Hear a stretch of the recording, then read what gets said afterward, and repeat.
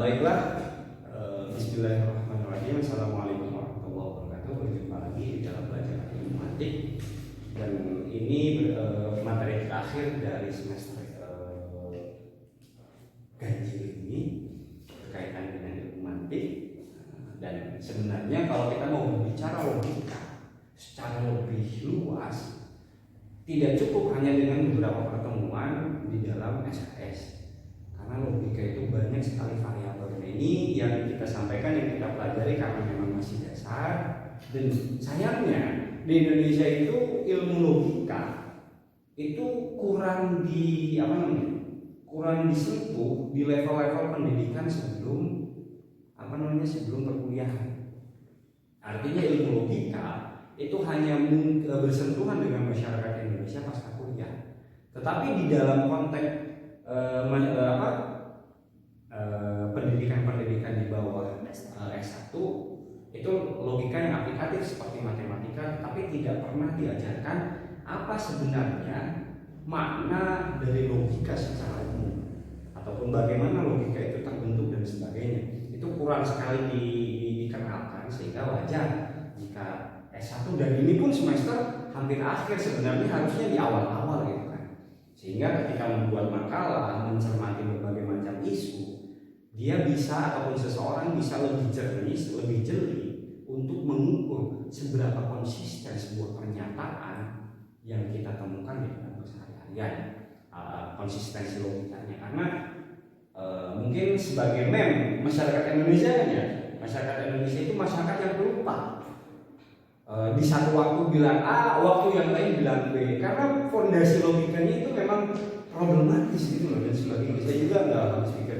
Tapi ya terlepas dari kondisi yang semacam itu, dan mungkin kita baru hanya bisa sampai memberikan logika pengantar sebenarnya. Kita belum berbicara logikal fallacy yang ad hominem, kemudian banyak hal-hal yang berkaitan dengan variabel logika belum kita sampaikan. Bahkan kalau kita mau berbicara logika kontemporer yang notabene sudah masuk ke dalam dunia sains, ini masih jauh gitu loh, masih jauh dan sebagainya. Tapi minimal kita sebagai mahasiswa yang berbicara ilmu sosial, kita harus memahami logika yang sangat sederhana ini.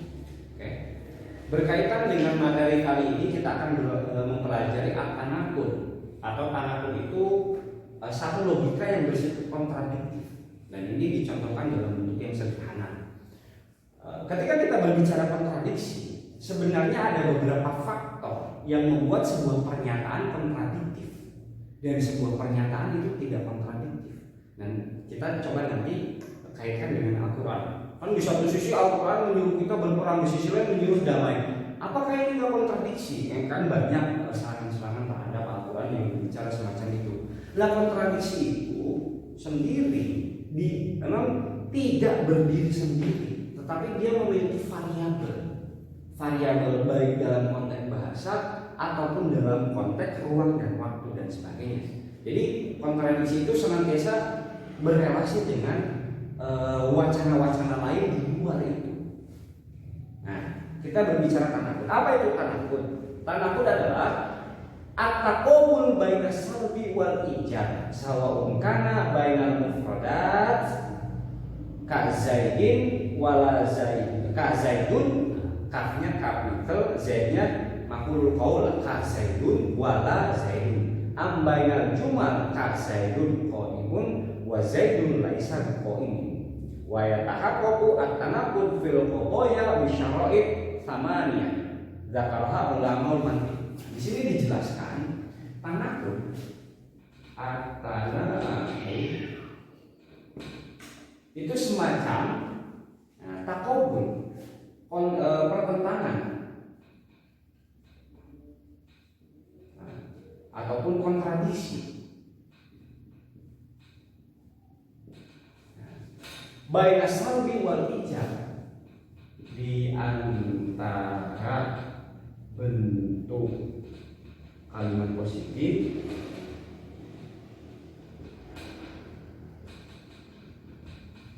dan negatif. Oke. Nah, atau kalimat atau kata ya, kata atau premis, premis lah ya. Nah, baik kata ini dalam bentuk kata tunggal ataupun bentuk kalimat. Contoh kata moza dan bukan moza. Nah, makanya sinetron Indonesia kan anakku bukanlah anakku. Wah, itu adalah contradiction in terminis. Secara terminologi itu udah problematis. Itu mencerminkan cara berpikir sinetron di Indonesia, anakku bukan anakku, moza bukanlah moza, gitu kan. Ini kontradiksi kata, yang satu positif, yang satu negatif. Maka logika ini sebenarnya adalah logika yang kontradiktif. Atau dalam bentuk kalimat, Isna berdiri dan tidak berdiri, berdiri dan tidak berdiri, dan sebagainya. Itu contoh-contoh kontradiksi. Kontradiksi di dalam kata, kontradiksi di dalam kalimat. Isna sedang berdiri dan tidak sedang berdiri. Nah, anakku bukanlah anakku, kan, dan sebagai anakku bukanlah anakmu. Nah, ini kacau di Indonesia itu. Tapi ya mau tidak mau kita harus bersyukur jadi masyarakat Indonesia terlepas dari berbagai macam problem-problem yang ada di dalamnya. Nah, itu tanganku. Tapi memang satu kalimat atau satu kata ataupun satu proposisi kok bersifat kontradiktif jika dia terhindar dari 8 macam hal. Yang pertama, ittihadul mawdu'. Ittihadul mawdu'. Artinya subjeknya itu sama dengan predikat yang berbeda. Contoh, ilmu itu bermanfaat dan tidak bermanfaat. Itu contohnya ittihad, ya. Ilmu itu bermanfaat dan tidak bermanfaat. Nah, jika ada kalimat semacam ini, ataupun ini kan dalam bentuk kalimat yang sederhana, coba kita contohkan dalam retorika yang sangat panjang. Kita cermati bagaimana ungkapan seorang ilmuwan, seorang politikus, seorang dosen dan sebagainya. Ini kontradiktif ya. Ketika tadi bilang A, sekarang bilang B dan sebagainya. Atau ada satu pernyataan bahwa ilmu itu bermanfaat dan tidak bermanfaat, maka sudah bisa dipastikan ini adalah logika yang kontradiktif. Makanya bagaimana agar tidak kontradiktif, harus ikhtilaful mawdu', jangan ittihad, bukan subjeknya sama, bukan. Makanya contohnya agar ikhtilaf, ilmu itu bermanfaat, nah ini kan subjek. Ganti yang kedua, dan kebodohan tidak bermanfaat. Itu contohnya, ilmu itu bermanfaat, yang tidak bermanfaat adalah kebodohan. Ini kan kalimat positif, ini kalimat negatif. Agar tidak kontradiktif, maka subjeknya harus berbeda, bukan, dan sebagainya. Itu yang pertama. Yang kedua, ittihadul mahmul, predikatnya yang sama. Seperti contoh, al-ilmu nafi'un wal ilmu laisa binafi'in. Ilmu itu bermanfaat dan ilmu itu tidak bermanfaat. Karena ilmu itu bermanfaat dan ilmu itu tidak bermanfaat. Ilmu itu bermanfaat dan bodoh, bukan, ilmu itu bermanfaat dan bodoh itu bermanfaat, gitu. Contoh yang kedua, ulangi lagi.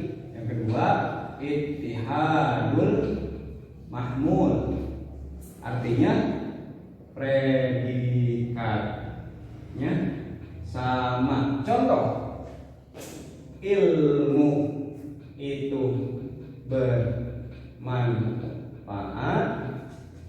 bodoh itu bermanfaat.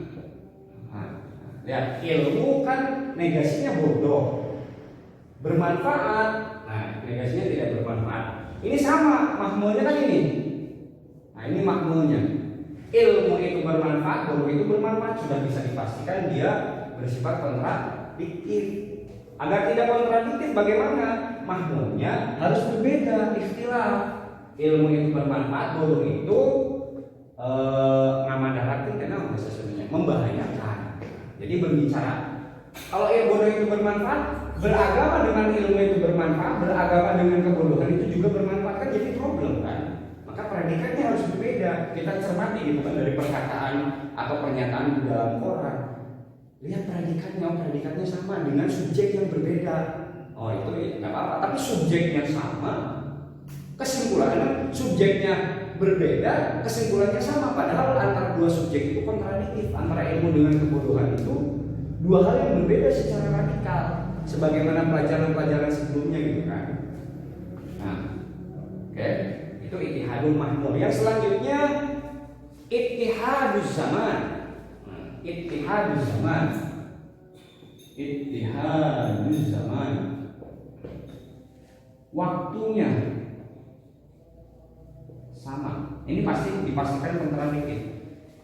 Isna sedang duduk dan sekaligus juga berdiri. Duduk dan berdiri kan dua hal yang berbeda. Makanya di waktu yang sama. Kalau waktunya berbeda, contohnya Isna sedang duduk pada siang hari dan sekaligus dan sedang duduk sedang berbaring pada siang hari. Mana zaman? Konteks waktunya mana ini? Siang hari. Di satu sisi duduk, di sisi lain berbaring. Ini problem. Pasti logikanya kontradiktif. Maka cara mengubahnya, cara kita mencermatinya bahwa sebuah pernyataan tidak kontradiktif, lihat waktunya. Isna sedang duduk pada siang hari dan sedang berbaring pada malam hari. Dua hal yang dilakukan, dua hal yang dua hal yang berbeda dilakukan pada waktu yang berbeda. Tidak bisa Isna sedang duduk dan sedang berbaring di siang hari. Tapi hanya pada siang hari lah Isna duduk, sementara malam hari dia tertidur pulas atau berbaring. Oke, itu tanakul. Jadi tidak boleh waktunya sama. Yang salah itu kayak gini, Isna sedang duduk pada siang hari dan sedang berbaring pada siang hari. Harus dijelaskan, harus diberikan detail. Kalau ini atau kalau ini agar tidak kontradiktif. Wahdatul makan, tempatnya yang sama. Isna sedang duduk di teras dan sedang duduk di ruang tamu. Kan problem, duduk di teras dan juga di ruang tamu. Nah itu kan tempatnya yang berbeda. Maka dicari Isna sedang duduk di teras, bukan kayak gitu.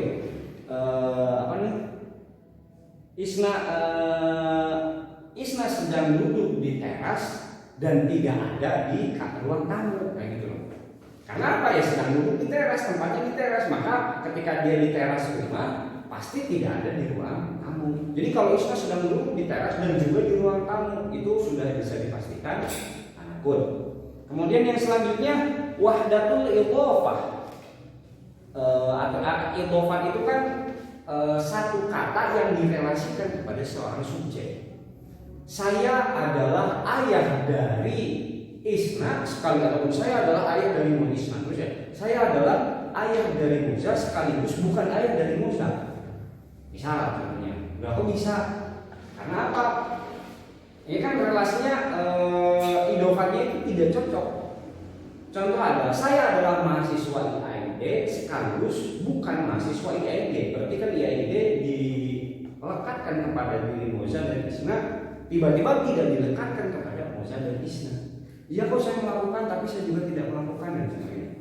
Ataupun Zaidun Abu Amrin wa Zaidun laisa bi Abi Muhammad bin Syuhab. Tapi contohnya kayak gini, saya adalah Musa, anak saya adalah ayah dari Musa sekaligus bukan ayah dari Isna. Itu nggak apa-apa. Tapi saya adalah ayah dari Musa sekaligus bukan ayah dari Musa, itu kan problem. Tapi saya adalah ayah dari Musa sekaligus bukan ayah dari Isna, itu tidak persoalan. Karena apa? Idhofahnya berbeda, bukan ayah dari ayah dari ini bukan ayah dari itu. Contoh yang selanjutnya wahdatul juz'i wal kulli. Sebagian, contoh yang tadi sebagian mahasiswa IAID adalah perempuan, sebagian yang lain adalah laki-laki. Tapi tiba-tiba seluruh mahasiswa IAID berjenis kelamin laki-laki, yaitu kulun sama juz'unya semua dan sebagiannya itu problem. Maka seperti tadi sudah dijelaskan, kalau di premisnya itu ada sebagian, kesimpulannya pasti sebagian. Kalau di premisnya nggak ada sebagian, maka kesimpulannya pasti seluruhnya. Seluruh mahasiswa IAID, misalnya kan sebagian mahasiswa IAID adalah laki-laki, sebagian yang lain adalah perempuan. Maka kesimpulannya seluruh mahasiswa IAID terdiri dari laki-laki dan perempuan. Kalau sebagiannya adalah perempuan dan sebagainya. Kemudian yang selanjutnya wahdatul qaul wal fi'l. Fala tanaqudhu fi zaidun katibun bil quwwah ayatul kan wal mustaqbilan zaidun laisa min katibin bil fa'il. Bil quwwah wal fa'il. Nah ini menarik. Menarik ya. Mungkin selanjutnya berapa? Nomor berapa? Kalau yang tadi kan idofat genap. Sekarang kan ke-6. Ke-6. Ke-7 paling. Kan wahdatul mawdu', wahdatul mahmud, wahdatul zaman, wahdatul makan, wahdatul idofah, wahdatul juz'i wal kulli, dan selanjutnya adalah wahdatul quwwah wal fi'l. Ittihadul quwwah wal fi'l. Quwwah itu potensi, itu kenyataan atau kemungkinan. Nah, tidak boleh kemungkinan dengan kenyataan itu bersama-sama.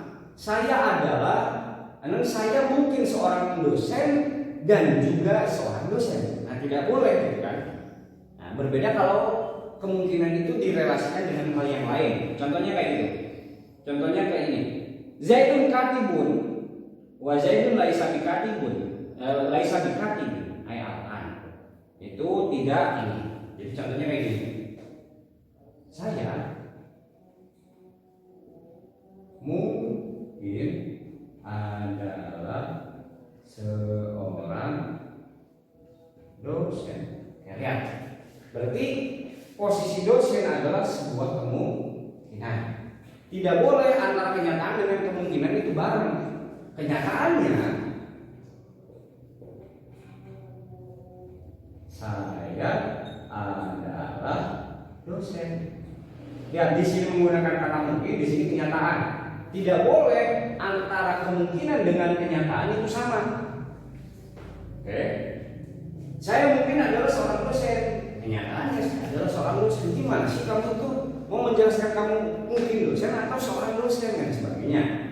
Maka dari itu, agar tidak terjadi tanakul, tidak boleh antara kenyataan dengan kemungkinan itu dua hal yang sama. Seperti contoh Zaidun katibun laisa katibin. Nah, Zaidun ada saya mungkin adalah seorang dosen, kenyataannya saya bukan seorang dosen. Karena kemungkinan itu kan satu hal ketika diletakkan di antara dia dan tidak.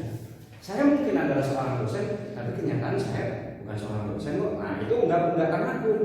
Karena antara kemungkinan dosen dan kenyataan bukan negasi tidak bukan dosen itu tidak meniscayakan bentuk kontradiktif. Yang selanjutnya, yang ketujuh, wahdatus syarti, kesamaan syarat atau ittihadus syarti. Nah, kesamaan syarat-syarat. Seperti contoh, al-jismu yujma'u al-basar idza kana aswad wala yajma'u idza kana abyad kanat al-qadiyah shadiqah. Aduh. Bukan gitu ya. Ini keberapa ini keberapa? Ini ke-8. Ke-8 ya, oh ya ke-8. Terakhir ya, wahdatus syarti. Kalau syaratnya itu sama.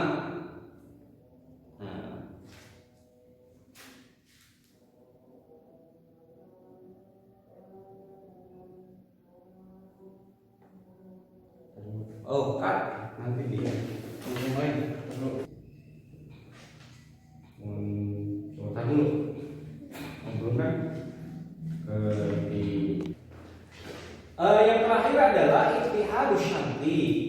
Kita contohkan seperti kayak gini.